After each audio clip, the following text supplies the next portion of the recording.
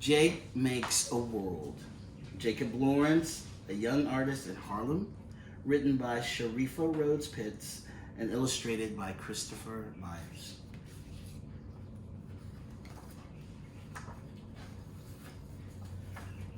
In the morning, Jake watches the sun wake up. He makes a big stretch, and the sun stretches too.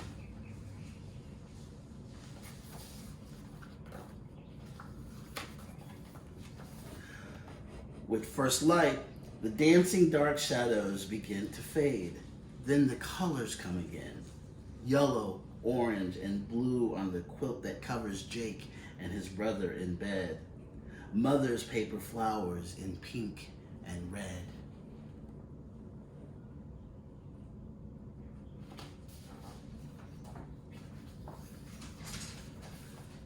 His feet sink deep into the thick blue rug.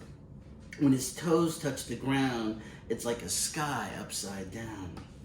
When Jake moved to this new city, this New York, to this neighborhood called Harlem, to live with Mother again, these familiar things from his old home in Philadelphia greeted him like long-lost friends.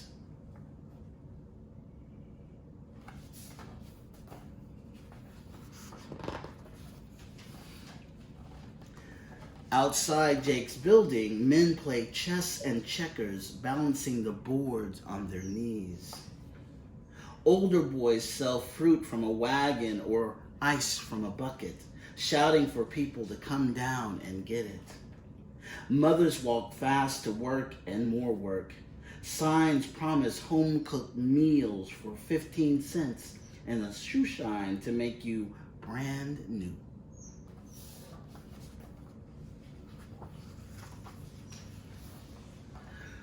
A preacher in a hat shouts and sings about God. A newsboy tells the stories of the day from downtown and around the world, but tells them with a tune.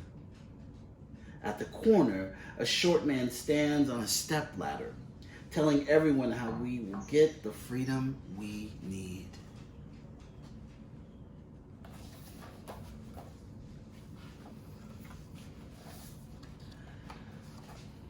Most days, after school, Jake goes to a place called Utopia Children's House.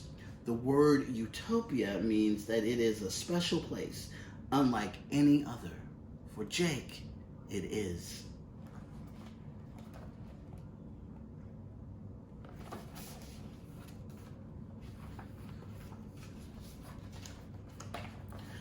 At Utopia House, Jake makes things with his hands. He carves a block of soap into a fish. He sews scraps of leather into a secret pouch. With watercolors, he swirls the shadows that dance on his wall at dawn and the patterns of the rugs in his living room.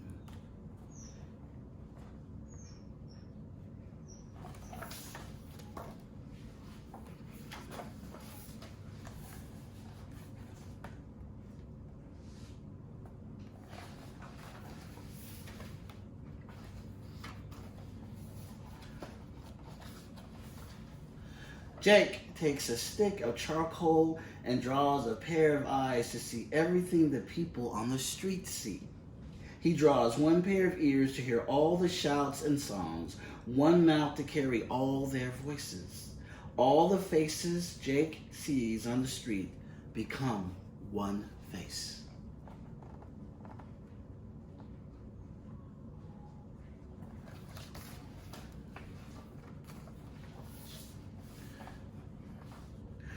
Jake shows this new face to his teacher, who smiles and nods and says, "You should see this, a very old mask from Africa."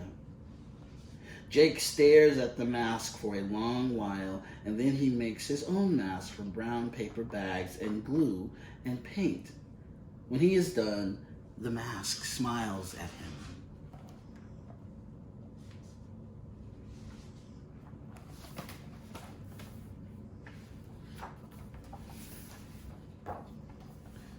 Next, Jake takes a shoebox, and in the box he tries to fit the whole street.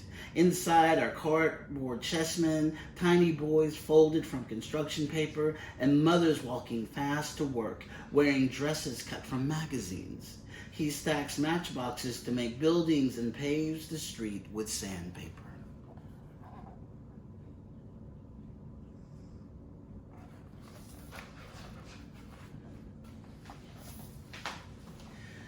Jake has made a world, a small piece of this place called Harlem. It is now his home. Jake's Harlem has all the shouts and songs and noises of the Harlem outside. But here, they are not sounds. They are colors. They are shadows dancing. They are rhythms. They are light.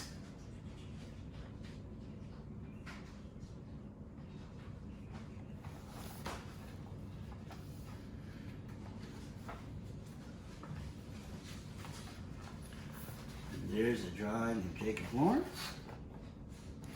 and some other works by Jacob Lawrence, the great artist.